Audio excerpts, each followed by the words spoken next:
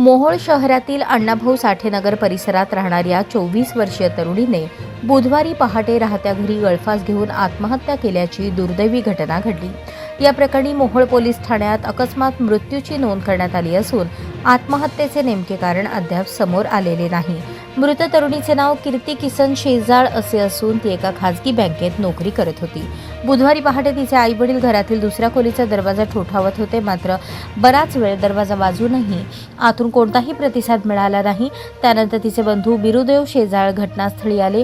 कुटुंबियांनी खिडकीची काच फोडून आत पाहिले असता कीर्ती ही लोखंडी पंख्याला साडीच्या साहाय्याने गळफास घेतलेल्या अवस्थेत दिसून आली। त्यानंतर दरवाजा तोडून तिला तातडीने ग्रामीण रुग्णालय मोहोळ येथे दाखल करण्यात आले, मात्र वैद्यकीय अधिकाऱ्यांनी तपासणीनंतर उपचारापूर्वीच तिचा मृत्यू झाल्याचे घोषित केले।